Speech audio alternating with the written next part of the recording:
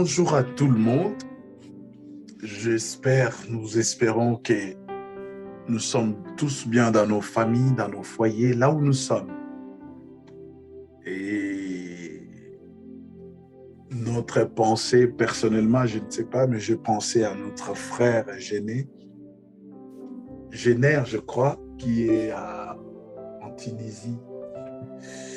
Que la grâce du Seigneur repose abondamment sur sa vie et que le Seigneur lui soutienne dans tout le temps qu'il est dans ces pays.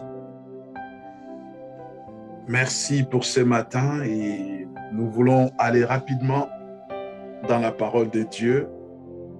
Nous sommes toujours dans notre enseignement, la suite du livre d'Apocalypse, de cette église d'Apocalypse. Je vais lire la parole de Dieu à partir du 18e verset. Écrit à l'ange de l'église de Thyatire, voici ce que dit le Fils de Dieu, celui qui a les yeux comme une flamme de feu et dont les pieds sont semblables à du bronze. Je connais tes œuvres, ton amour, ta foi, ton service, ta persévérance et tes dernières œuvres plus nombreuses que les premières. Mais ce que j'ai contre toi, c'est que tu laisses la femme, Jézabel, qui s'est dit prophétesse, enseigner et séduire mes serviteurs pour qu'ils se livrent à l'inconduite et qu'ils mangent des viandes sacrifiées aux idoles. Je lui ai donné du temps pour se repentir, mais elle ne veut pas se repentir de son inconduite. Voici que je la jette sur un lit, ainsi que dans une grande tribulation, et ceux qui commettent l'adultère avec elle, à moins qu'ils se répandent. À moins qu'ils se répandent de ses œuvres. Je frapperai de mort ses enfants. Toutes les églises connaîtront que moi, je suis celui qui sonde le rein et les cœurs, et je rendrai à chacun selon ses œuvres. Mais à vous, à tous les autres de Thyatire qui n'ont pas cette doctrine et n'ont pas, comme ils disent, connu les profondeurs de Satan, je dis, je ne mets pas sur vous d'autres fardeaux. Seulement, ce que vous avez, tenez-les fermes jusqu'à ce que je vienne. Au vainqueur, à celui qui garde mes œuvres jusqu'à la fin, je donnerai autorité sur les nations. Avec un sceptre de fer, il les fera paître, comme on brise les vases d'argile, ainsi que j'en ai reçu moi-même le pouvoir de mon Père, et je lui donnerai l'étoile du matin. Que celui qui a les oreilles écoute ce que l'Esprit dit aux églises. Seigneur, ouvre notre oreille spirituelle et donne-nous, Seigneur, à écouter ce que l'Esprit dit à l'église que nous sommes. Ouvre notre oreille spirituelle, Seigneur, pour que nous puissions chacun de nous individuellement écouter ce que l'Esprit veut lui dire. Et nous bénissons ta parole dans nos cœurs, au nom de Jésus. Oui, bien-aimés, nous sommes dans cette étude de livre d'Apocalypse dans les églises, et cette église d'Apocalypse d'Asie mineure. Et je l'ai dit la fois dernière, je l'ai dit dans mon introduction par rapport à l'église de Thyatire, si vous n'avez pas écouté la première partie ou vous n'étiez pas là, je vous demanderai d'aller sur notre site et écouter la première partie de cette étude sur l'église de Thyatire. Et nous avons posé les fondements par rapport à cette église de Thyatire. Et ce matin, par la grâce du Seigneur, nous allons essayer d'évoluer, voir certaines choses qui nous concernent nous, certaines choses qui n'est plus pour l'église de Thyatire, certaines choses qui ne sont plus seulement dans la Bible, mais ce sont des choses que nous vivons, des choses que nous devrions vivre, des choses que nous allons vivre.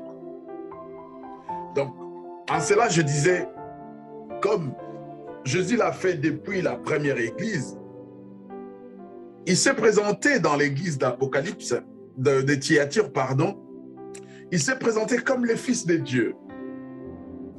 Ici, Jésus ne vient pas comme le Fils de l'homme.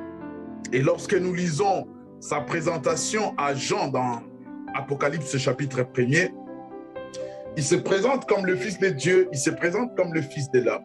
Et dans cette église de Thyatire, Jésus vient comme étant Fils de l'homme, Fils de Dieu, pardon.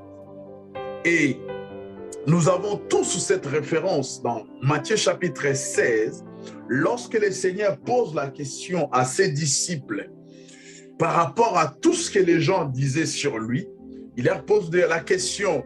Les gens disent que je suis. Mais vous qui me suivez, vous qui êtes avec moi, vous sur qui j'ai jeté ma dévotion, vous sur qui j'ai fait les choix, qu'est-ce que vous dites de moi? Et la Bible dit, Pierre, après que tout le monde, après que certains frères ont répondu, tu es Élie, Jérémie, celui qui devrait venir, les uns disent Jean-Baptiste, nanani. Pierre prend la parole, il dit, tu es le Christ. Tu n'es pas Jérémie, tu n'es pas Jean-Baptiste, tu n'es pas... Non, toi, tu es le Christ. Et le Christ, c'est le oint de Dieu.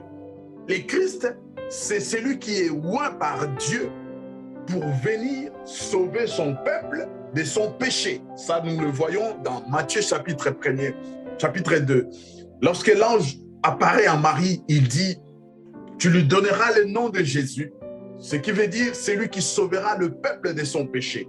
Et Pierre, lorsqu'il dit, tu es le Christ venu de Dieu, tu es le Christ, le Fils de Dieu vivant.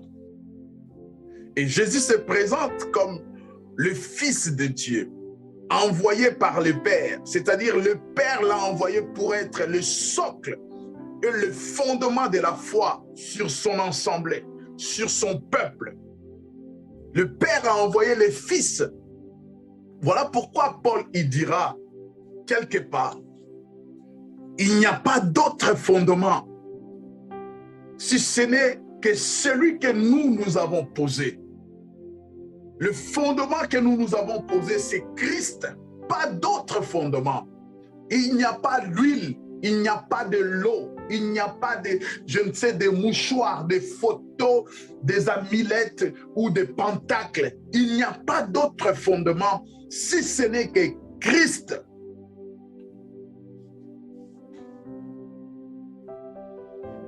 Et Christ, il vient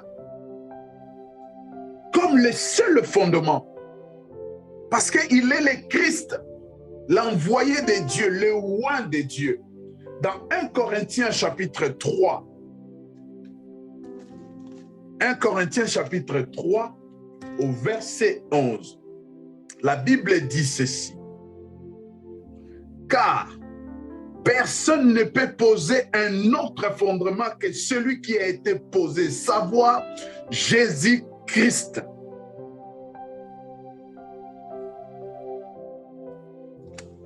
Personne ne peut poser un autre fondement si ce n'est que Jésus-Christ. Là, bien-aimé, il y a une révélation dans ce que Paul dit.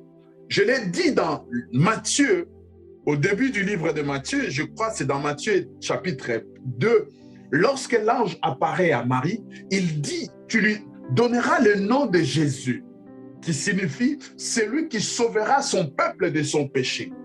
Et lorsque Pierre, dans Matthieu 16, 16, lorsque Pierre donne la révélation de qui était Jésus, il dit, tu es le Christ, le Fils du Dieu.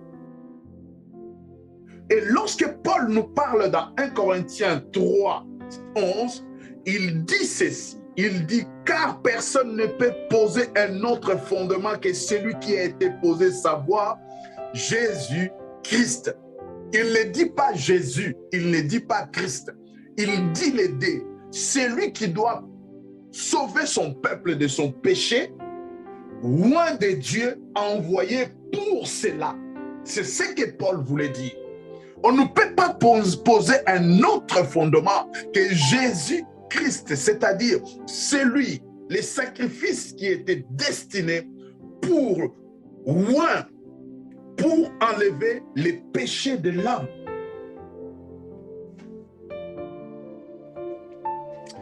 Christ seul, il est aussi le grand sacrificateur. Le grand sacrificateur. Je commence par là, bien-aimé, parce que j'avais déjà fait l'introduction de ces chapitres. Je l'ai dit, dans cette église avait des dons, cette église avait la foi. Dans cette église, il y avait quoi? Il y avait les œuvres. Les dernières qui sont même plus nombreuses, qui étaient plus nombreuses que les premières. Dans cette église, il y avait le ministère et cette église persévérait. Et lorsque nous essayons de disséquer le verset 19, nous voyons ici comme le Seigneur est en train de parler ici, premièrement, dans le sens ecclésiastique, il est en train de parler à une assemblée, à une communauté. Dans cette communauté, il y avait un mélange. Il y avait des gens qui avaient la foi, il y avait des gens qui avaient l'amour, il y avait des gens qui avaient la persévérance, il y avait des gens qui, leurs dernières œuvres, étaient plus nombreuses que les dernières. Il y avait des gens,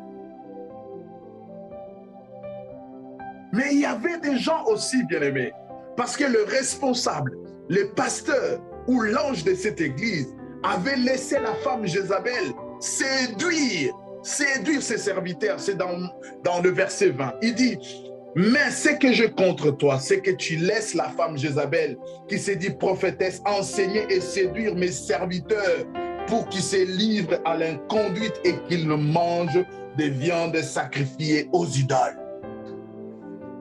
Bien aimé, parmi les 4 églises que nous venons de lire, on nous parle de doctrine.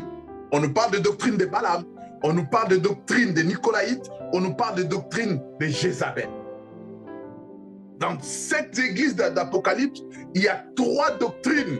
Et ces 3 doctrines sont très dangereuses. Et les 3 doctrines, en fait, c'est la même chose, font la même chose, a le même but et les mêmes objectifs, c'est-à-dire de détourner les âmes, de détourner les enfants de Dieu de la volonté du Père. Le problème n'est pas dans les qualificatifs. Le problème n'est pas dans Nicolaïte, Balaam ou Jézabel. Le problème, c'est dans la pratique. Le problème, c'est dans les enseignements. Il dit, tu laisses la femme, Jézabel, enseigner, c'est-à-dire inculquer ses enseignements. En fait, une doctrine réside sur les enseignements et les pratiques. Donc, Jézabel a enseigné des choses que le peuple devrait mettre en pratique. Et je disais, la doctrine de Jézabel, lorsque nous entrons en profondeur, ici, il n'est pas question d'esprit de Jézabel, il est question de la doctrine. Et je l'ai dit, une doctrine, c'est les enseignements qui sont liés à un chef spirituel ou à une entité spirituelle pour inciter ou pour être pratiqué ou mis en œuvre. C'est ça une doctrine.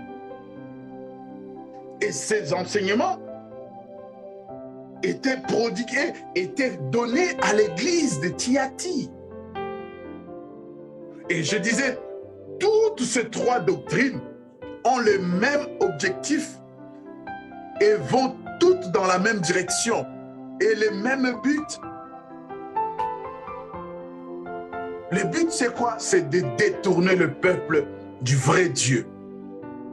Et lorsque nous parlons de cette doctrine de Jézabel, je l'ai dit, bien-aimé, lorsque nous regardons que le nom de Jézabel, il est impossible de voir après comment cette femme s'est comportée. Nous avons dit que Jézabel veut dire tout simplement chaste, vertueuse, sans idolâtrie, généreux. Et si les noms, si la Bible ne nous révélait pas les caractéristiques de Jézabel, je pense que surtout connaissant ma communauté, aujourd'hui dans notre communauté, tellement les noms ils sonnent bien, il y aurait eu beaucoup d'enfants, surtout des jeunes filles, qui auraient porté ce nom de Jézabel. Parce qu'en soi, lorsqu'on regarde ce que les mots Jézabel signifient en hébreu, franchement, ça donne quand même envie de porter un tel nom. Un nom qui veut dire chaste, vertueuse, sans idolâtrie, généreux Seigneur. Mais là, le problème de Jézabel, ce n'est pas son nom. Elle a tout ce bon nom, alors qu'elle est très mauvaise. Bien aimé, le problème n'est pas dans le nom. Et très souvent, on sait, lorsque nous prenons certains exemples dans la parole, nous prenons l'exemple de Jacob qui veut dire usurpateur. Nous disons qu'il a usurpé le droit d'aînesse à son frère et tout. Mais quelquefois, bien aimé, parce que aussi nous ne lançons pas loin la réflexion. Surtout en ce qui concerne Jacob, allez dire avant. Allez lire, pardon, avant. Sur Jacob, il y avait une promesse. Sur Jacob, il y avait quoi? Il y avait une prophétie. Et bon, nous ne sommes pas dans Jacob. Et Jézabel était mariée à Akab. Akab, ça veut dire quoi? Akab, ça veut dire comme son père. Akab, ça veut dire la nature du père ou la reproduction de la nature du père. Nous pouvons lire rapidement dans 1 Roi chapitre 1, verset 16. Je vais lire rapidement 1 Roi chapitre 16, verset 31, 30 à 31. Je lis la parole de Dieu.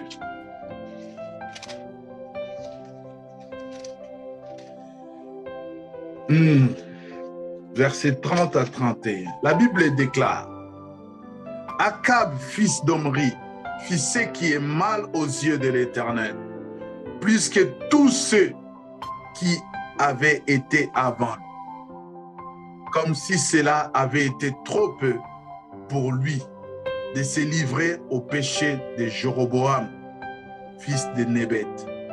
Il prit pour femme Jézabel, fille d'Ethbal, roi des Sidoniens. Et il alla rendre un culte à Baal et se prosterner devant lui. Je m'arrête là. Bien aimé, dans cette histoire, nous voyons deux personnes qui portent des noms qui n'ont vraiment aucun sens mauvais. Et dans leur pratique, nous voyons que Akab, qui vient au pouvoir, la Bible dit, il a fait quelque chose plus que ses prédécesseurs. Akab, au verset 32, si vous lisez, il va construire un autel à Baal. Il va d'abord aller épouser Jézabel. Jézabel qui est une païenne. Jézabel qui est une sidonienne. Il va l'épouser. Et lorsqu'il va l'épouser, Akab va commencer maintenant à pratiquer la religion de sa femme. Et lorsque nous essayons d'analyser cette histoire, nous pouvons dire, Akab tombe comme une victime de Jézabel. Jézabel va s'appuyer sur Akab pour faire asseoir les enseignements, l'adoration à son Dieu, à elle. Jézabel va s'appuyer sur Akab pour inciter les peuples à se détourner de leur vrai Dieu afin d'adorer son Dieu à elle. Jézabel va s'appuyer à Akab. Elle ne va pas parler d'elle-même. C'est Akab qui parle. C'est Akab qui fait. Elle est juste dans l'esprit d'Akab. Jézabel, c'est la femme d'Akab. Jézabel, c'est elle qui est dans l'intimité d'Akab. Jézabel, c'est elle qui passe des nuits avec Akab. Jézabel, c'est sa femme, c'est sa confidente. Tout ce que Jézabel dit à Akab dans les secrets, Akab les met dans les décrets, dans le loi, et le peuple doit le pratiquer. Voilà la doctrine de Jézabel. Akab, la Bible dit, Akab avait le cœur incliné au péché. Akab cela était en lui. Et Jézabel s'est juste agrippée dans ce qui avait été Akab. Elle pouvait l'aider, mais comme les deux n'avaient pas le même Dieu, Jézabel dans un pays étranger, elle a voulu que son Dieu à elle, soit reconnu aussi dans ces pays étrangers. Vous voyez toute le manigance, vous voyez toute le manœuvre que cette femme fait.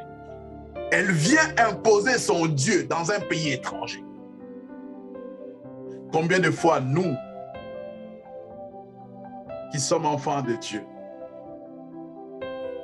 je ne dis pas, et ça c'est quelque chose que je combats, cette attitude que nous avons lorsque nous sommes au travail, lorsque nous sommes quelque part devant des gens qui ne connaissent pas les Seigneurs, cette attitude que nous avons de montrer aux autres que nous on est plus que vous parce que nous on est chrétiens, nous on est évangéliques, nous on est...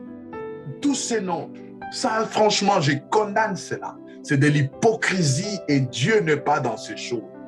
Mais je voudrais tout simplement nous montrer à quel point le diable, sa charme est-elle subtile, est-elle vraiment mauvais, et il s'acharne, il fait tout pour détourner tout un peuple.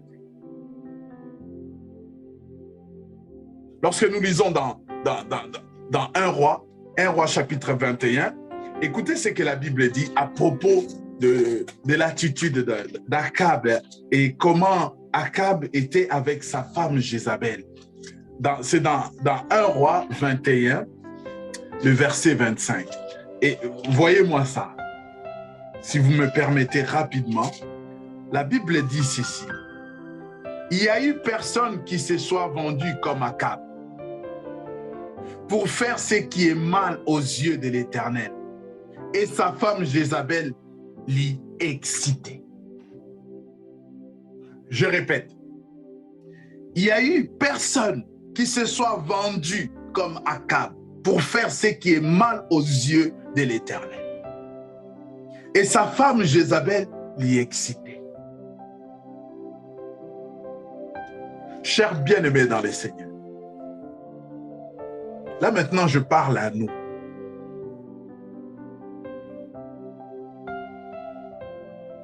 Lorsque nous voyons un frère, une sœur dans le mal, quelle est notre attitude? Lorsque nous voyons un frère, une sœur, dans une posture un peu gênante,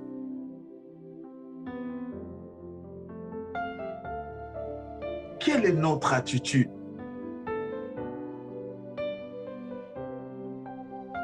La Bible dit, il n'y a eu personne comme Akab qui a fait le mal, comme Akab. Et dans tout ça, il avait l'approbation, il avait les encouragements de son cher épouse bien-aimée.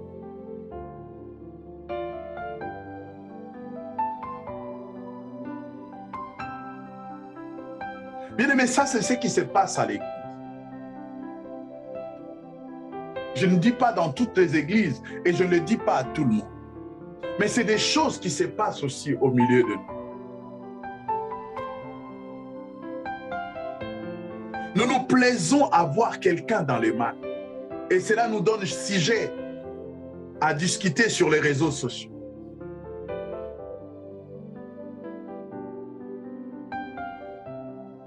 Cela nous donne comme de l'eau, nous met de l'eau dans la bouche.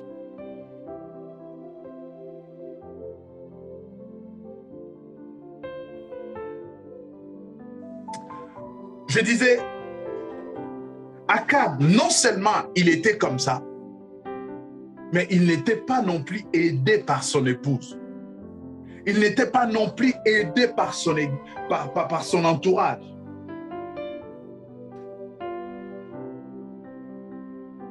Et je dis, c'est ce qui se passe aujourd'hui dans nos vies, dans nos églises.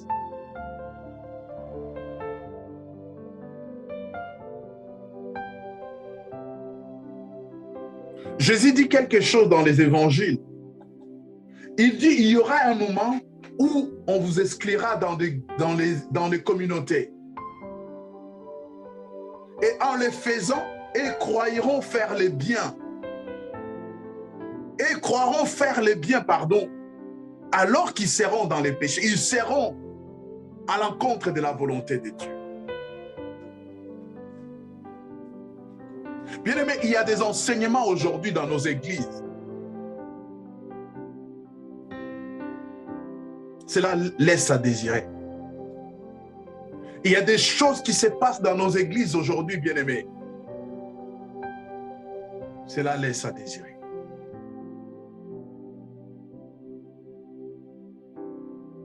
Cela laisse à désirer. Je parlais d'Akab et de ces deux personnages pour que nous ayons quand même une idée. Ce n'est pas les personnes que nous voyons comme des agneaux dans l'assemblée qui nous donnent l'impression comme s'ils descendaient ou ils dorment au ciel, ils descendent que le matin pour participer au culte avec nous.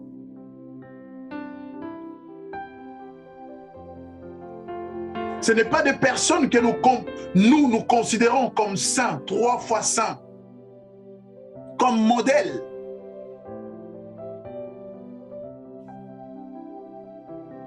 Bien aimé, le choix de Dieu n'est pas nos choix. Les regards de Dieu n'est pas nos regards. La considération de Dieu n'est pas notre considération. Nous pouvons considérer quelqu'un jusqu'à s'agenouiller devant la personne. Mais Dieu, lorsqu'il la regarde, Dieu la voit loin. Dieu ne la considère même pas. Akab était roi, Jézabel était reine. Ils ont incité le peuple de Dieu dans l'idolâtrie, dans l'inconduite, à désobéir à Dieu. C'était un couple démoniaque, un couple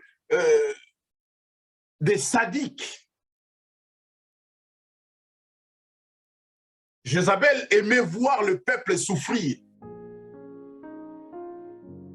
Et je disais, Dieu ne considère pas ce que nous considérons.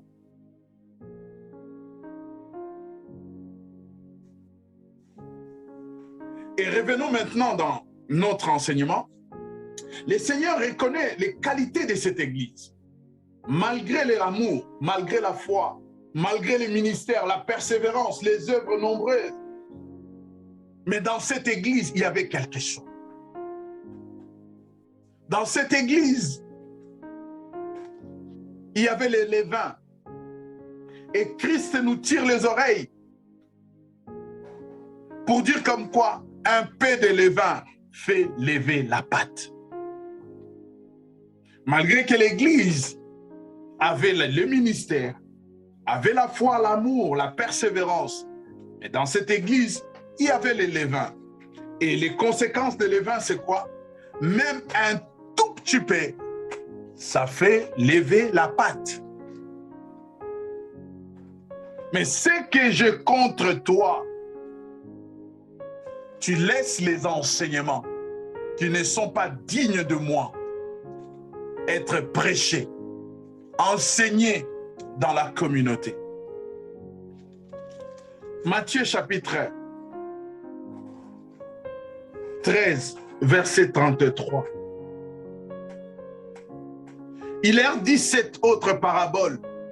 Le royaume des cieux est semblable à du levain qu'une femme a pris et introduit dans 3 mesures de farine jusqu'à ce que la pâte soit toute levée. Le royaume des cieux, le royaume de Dieu est semblable à du levain qu'une femme a pris et introduit dans 3 mesures de farine jusqu'à ce que toute la pâte soit levée. Un peu de levain fait lever la pâte. Dans cette église, il y avait des qualités. On pouvait voir des frères qui adorent réellement le Seigneur, qui craignent Dieu. On pouvait voir aussi des frères hypocrites. On pouvait voir aussi des frères prêcher un autre enseignement, une autre doctrine que celui de notre Seigneur Jésus, que celle de notre Seigneur Jésus. Et Jézabel l'avait inculqué dans cette communauté. La doctrine de Jézabel vivait dans cette communauté. Malgré l'amour, les œuvres nombreuses. Mais ce qui régnait dans cette église, les enseignements qui étaient donnés dans cette église, c'était la doctrine de Jézabel. Et la doctrine de Jézabel repose sur l'hypocrisie. La doctrine de Jézabel repose sur la manipulation. La doctrine de Jézabel repose sur les fausses humilités. La doctrine de Jézabel repose sur les intimidations. La doctrine de Jézabel repose sur le contrôle. La haine de Dieu. On fait semblant d'aimer Dieu, mais le but c'est de détourner le peuple de Dieu. On veut nous contrôler en toutes choses. Lorsque les dimanches tu ne te présentes pas à l'église, on ne t'appelle pas pour savoir qu'est-ce qui s'est passé, on t'appelle juste pour savoir est-ce que tu es toujours avec nous.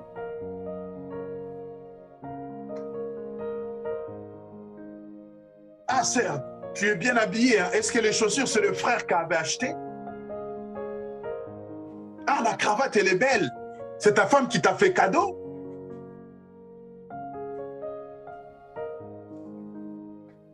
On joue de fausses humilités qu'on jette comme des appâts pour attirer la sympathie.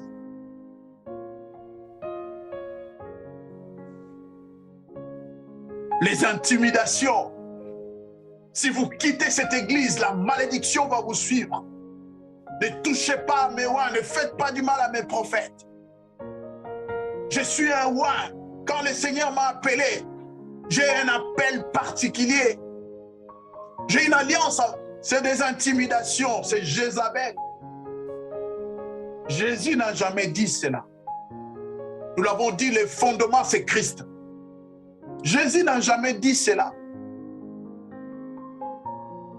Il vient humblement poser la question aux disciples, au dire des gens, vous, qui dites-vous que je suis? Il ne s'est pas levé au milieu d'eux, mais est-ce que vous ne me connaissez pas? Je suis né miraculeusement. Je passais 40 jours dans les déserts. J'étais tenté par le diable lui-même en personne. Mais je n'ai pas bronché. Jésus n'a pas dit ces choses. Il n'a pas fait ces choses.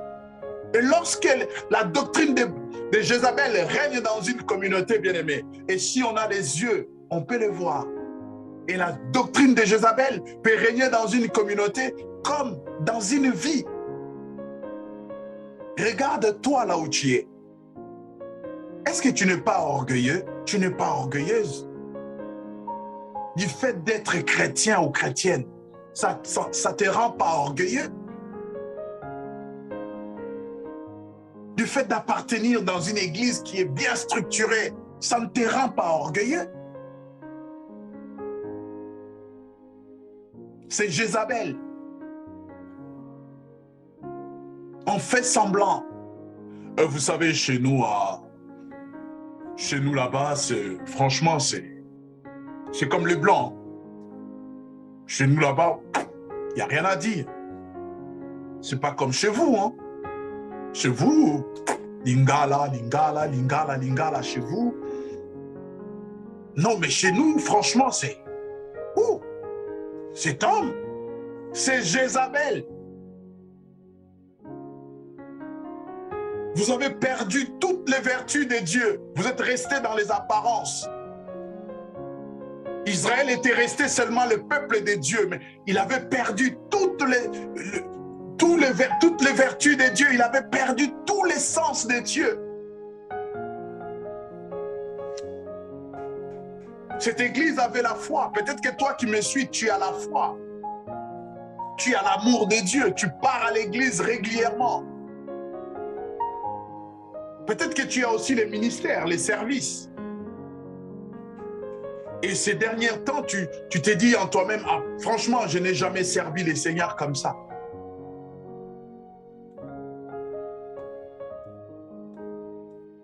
Regarde autour de toi.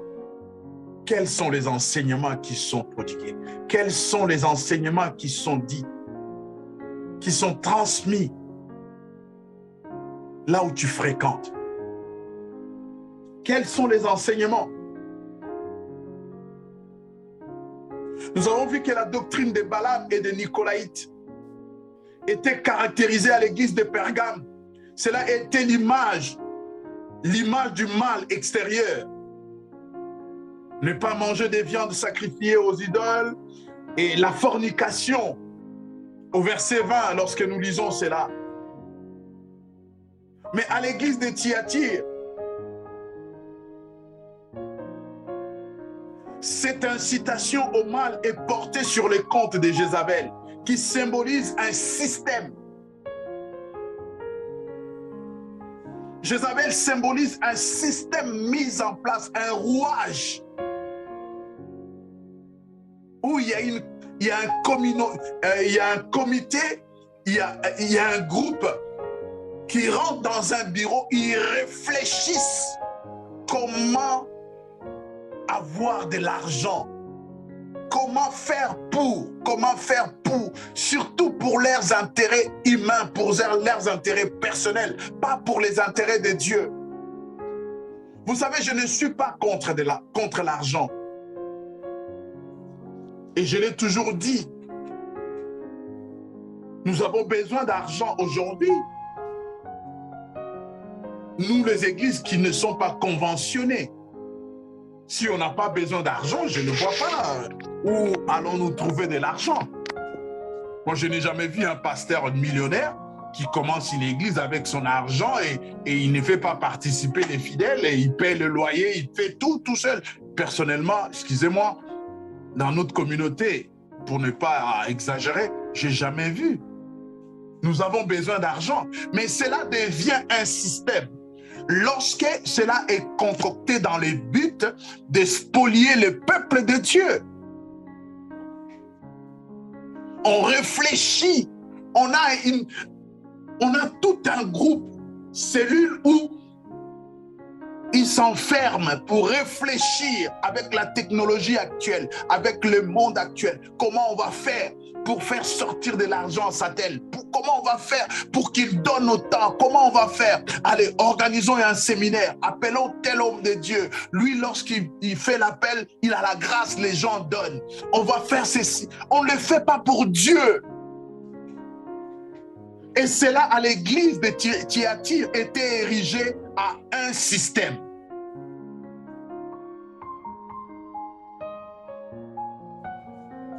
La doctrine de Balaam, c'est lorsque les enseignements des hommes remplacent la parole de Dieu. Lorsqu'un homme, consciemment ou inconsciemment, prend la place de Christ. Timothée le dit.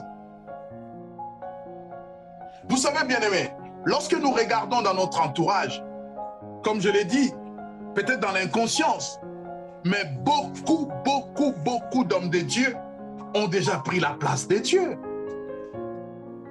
Les fidèles n'ont pas, ils ont beaucoup plus des hommes de Dieu que des dieux. Vous vous imaginez? Pour appeler un homme de Dieu, je suis obligé de prendre mon téléphone, je fais le numéro, je laisse le téléphone sonner, peut-être que ça va sonner comme le mien, mon téléphone il sonne, il n'y a pas de répondeur. Ça peut sonner 2, 3, 4, 5 minutes. Le temps que les pasteurs décrochent. Mais bien aimé, écoutez, pour appeler Dieu, on n'a même pas une seconde à perdre. La Bible dit Dieu est esprit. Et lorsque nous avons fait alliance avec lui, il est venu habiter dans nos cœurs. Je n'ai pas besoin d'allumer la lumière pour trouver mon téléphone. Je n'ai pas besoin de sortir mon téléphone pour faire le numéro. J'ai juste besoin de penser dans mon esprit et je suis en contact avec le Dieu du ciel. J'ai juste besoin de penser dans mon esprit, de parler dans mon esprit et je suis en contact avec le trône éternel. Mais nous préférons autrement parce que les hommes ont remplacé déjà Dieu. Ils sont devenus des canaux. Ils sont devenus des canaux. Christ n'est plus sacrificateur.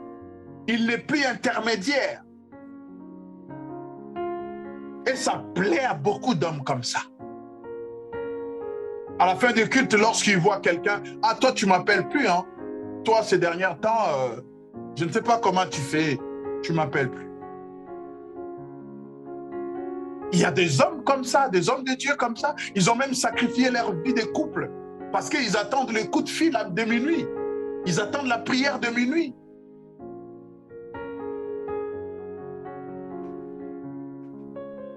Ils le font du lundi au vendredi. Pendant ce temps, la femme, peut-être qu'elle fait, elle est femme de chambre ou elle travaille, disons. Bon, la fatigue ne dépend pas seulement de femme de chambre, excusez-moi. Mais la femme, elle travaille.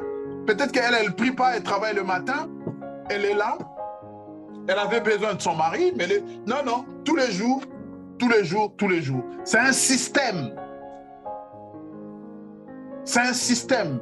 La prière, ce n'est plus quelque chose de spontané. C'est plus quelque chose qui vient au plus profond de notre cœur parce que c'est une obligation, c'est comme un devoir. C'est même pas comme un devoir, c'est une obligation.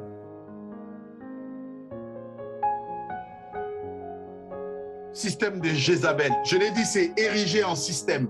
Et beaucoup d'hommes aujourd'hui ont remplacé les seigneurs. Timothée l'a dit, Paul l'a dit à Timothée, mais l'Esprit dit expressément que dans les derniers jours, quelques-uns abandonneront la foi pour s'attacher à des esprits séducteurs et à des doctrines de démons. Bien-aimé, le problème n'est pas ces pasteurs. Le problème, c'est toi. Ces pasteurs n'ont pas ta tête pour réfléchir à ta place. Le problème, ce n'est pas ces pasteurs. Est-ce que depuis que tu es dans cette église, depuis que tu suis les enseignements que tu suis dans cette église, tu es déjà rentré en prière, la Bible ouverte, la prière, je dis la prière, en communion avec le trône éternel, et poser la question à Dieu si les enseignements prodigués dans ton assemblée corroborent avec la parole de Dieu. Nous nous sommes préoccupés à autre chose, mais c'est un système, bien-aimé, c'est un système. Je l'ai dit, ce qui s'est passé à l'église de Thyatire, ça se passe aujourd'hui à nos jours, de nos jours. De nos jours, dans cette église que le Seigneur est en train de préparer. Il y en a beaucoup qui ont abandonné expressément la saine doctrine pour s'attacher aux esprits séducteurs et à des doctrines de démons.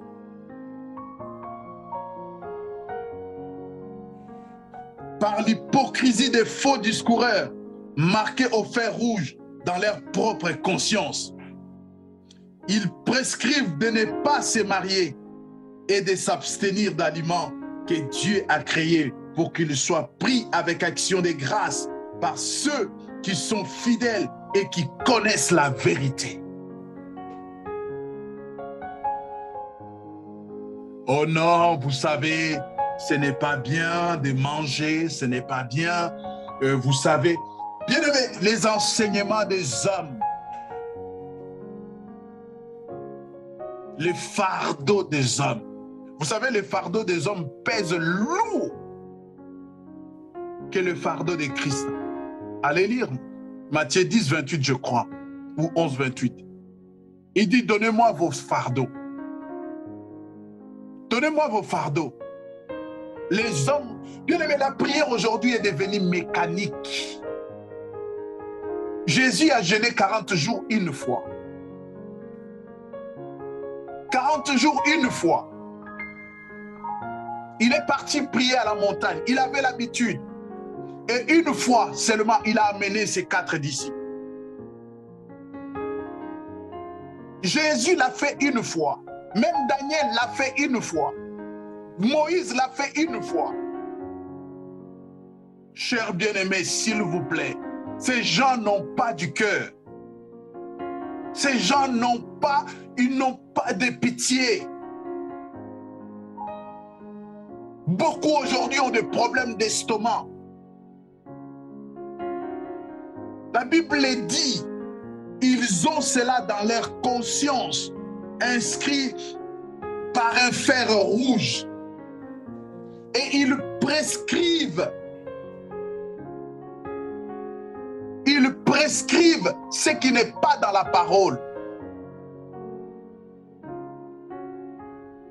Ce qui n'est pas dans la parole. Aujourd'hui, dans notre communauté, nous nous étonnons. Oh, un tel est mort, un tel est morte. Ah, elle avait seulement, mais bien aimé, c'est normal. La plupart de nous, nous ne respectons aucune norme médicale, aucune norme, je dirais, anatomique. Nous le faisons parce que le pasteur l'a dit. Quelqu'un me dira, mais non, je ne suis pas contre les jeunes. Mais je suis contre lorsque cela sont faits de façon mécanique. Je suis contre lorsque cela devient une doctrine. Les jeunes, ce n'est pas une doctrine. La délivrance, ce n'est pas une doctrine. Les liens, ce n'est pas une doctrine. Ce n'est pas une doctrine.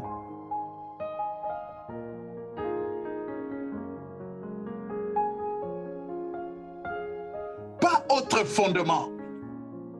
Pas une autre doctrine, si ce n'est que Jésus-Christ crucifié. Ce n'est pas ça.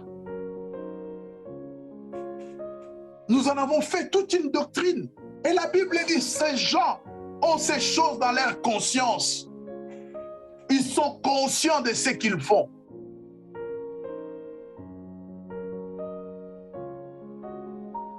Ils sont conscients. Ce n'est pas des choses qu'ils ramassent au nord. Non. Ils sont conscients et ils savent ce qu'ils font. Et ils les font pourquoi? Ils les font pourquoi? Je cherche un verset où la Bible dit qu'il y a certains où leur mort, leur sort, pardon, est déjà arrêté. Judas, son sort était déjà arrêté. Voilà pourquoi il ne pouvait plus reculer. Judas, il savait, il était là, il entendait que l'un de vous va me trahir. Celui qui met la main avec moi me trahira. Judas était là, bien-aimé. Il n'a même pas bronché. Il ne s'est même pas culpabilisé. Même pas.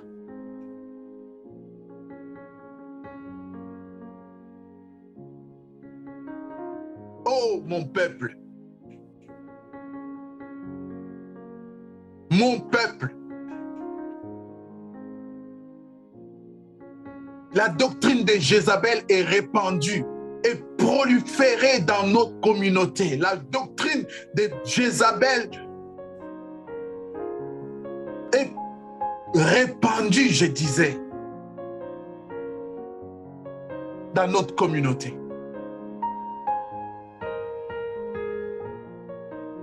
Les enseignements des hommes qui n'ont rien à voir avec les enseignements de Dieu.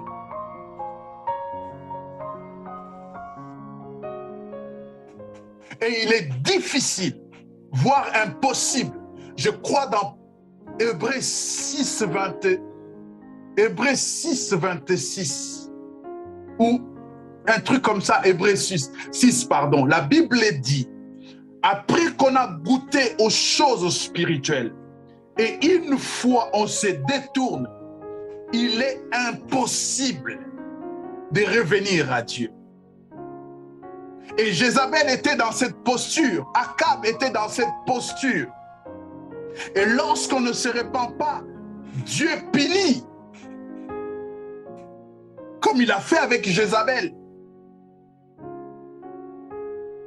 Il a promis à Jézabel, au verset 22, la tribulation.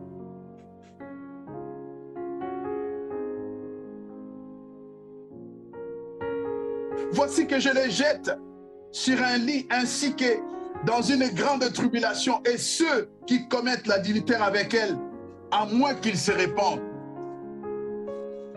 de ses œuvres. Le Seigneur promet une rétribution. Et à Jézabel, il a promis la tribulation. Ses acolytes, ils seront dans la tribulation. La mort sur leurs enfants. Au verset 23, je frapperai de mort ces enfants.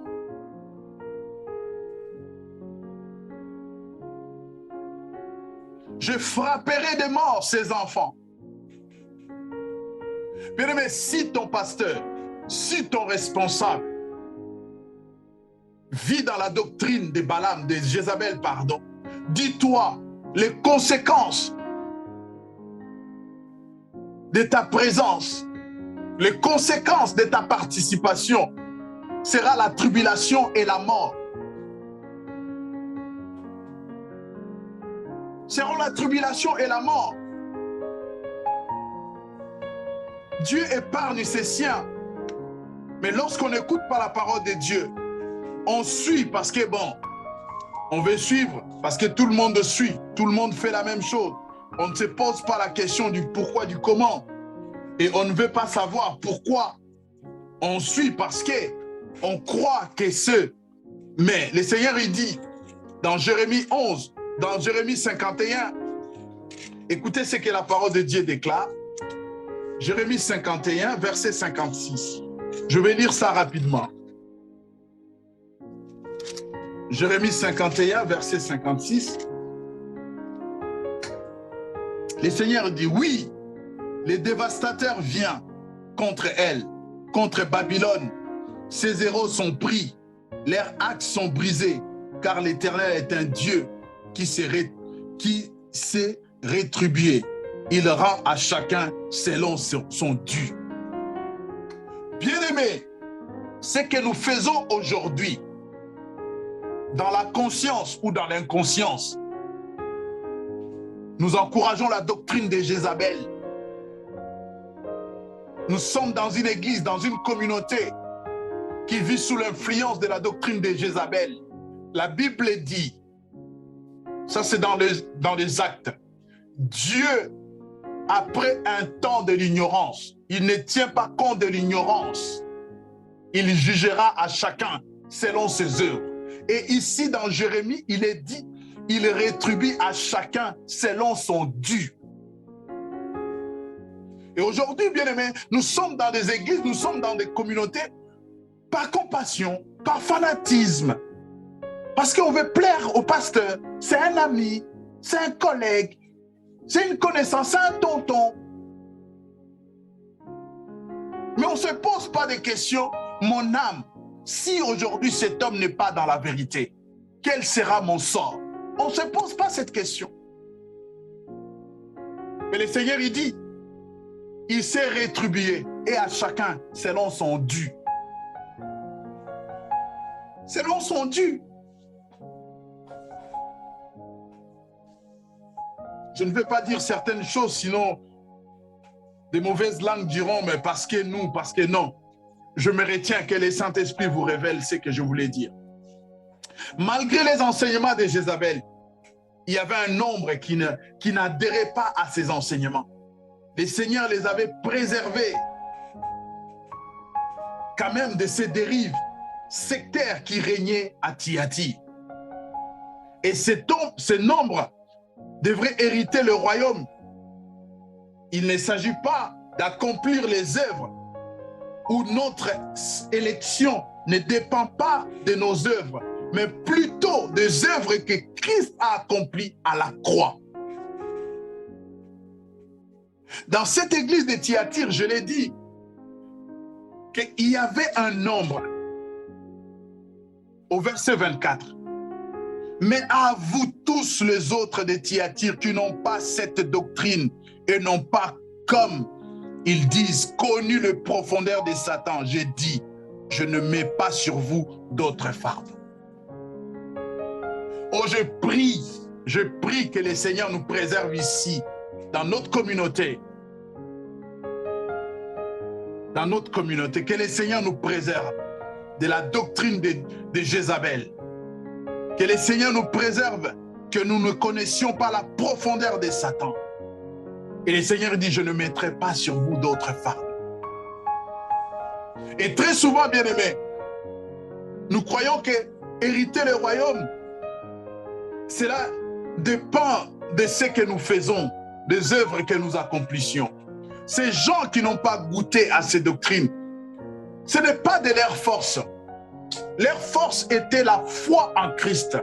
Ils avaient la foi. Leur force, c'est... Comprenez, bien-aimés, lorsque la Bible dit au verset 19, « Je connais que tu as », c'est-à-dire, il y a un groupe de personnes. Et parmi ces groupes de personnes, parmi eux, il y a des gens qui ont l'amour, la foi, ils ont le ministère, ils ont la persévérance et ils ont des œuvres.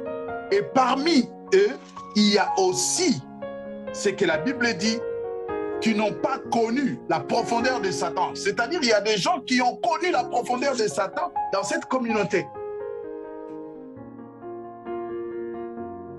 Il y a des gens qui se sont laissés prendre au piège, au verset 20, par les enseignements de Jézabel.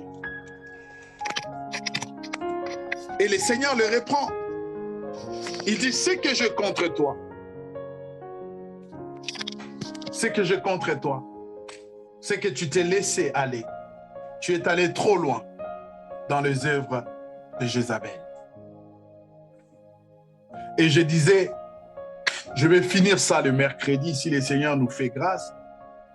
Ça sera le premier mercredi, peut-être le vendredi prochain ou le dimanche. Je ne peux pas franchement aller au-delà d'une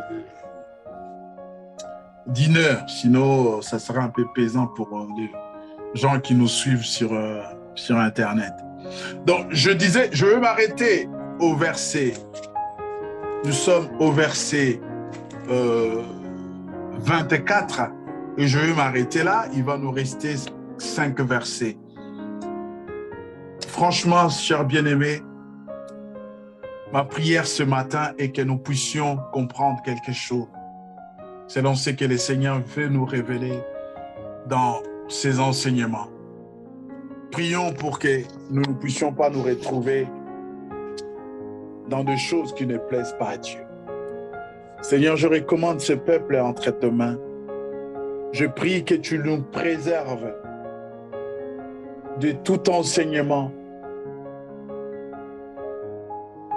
de toute doctrine qui ne vient pas de toi. Quoi que nous soyons dans ces communautés, quoi que nous soyons dans ces églises, mais Seigneur, lorsque nous avons l'amour, la foi les ministères et de bonnes œuvres. Seigneur, épargne-nous que nous ne puissions pas atteindre la profondeur de Satan comme l'a été dans cette communauté. Seigneur, nous ne voulons pas nous soumettre aux hommes. La Bible dit, soumettez-vous donc à Dieu et résistez au diable. Il fuira loin de vous. Notre soumission, c'est en toi. C'est toi qui domines sur nous, Seigneur. Et nous te serons toujours soumis. Garde nos cœurs et nos vies en Christ Jésus. Au nom de Jésus. Au nom de Jésus.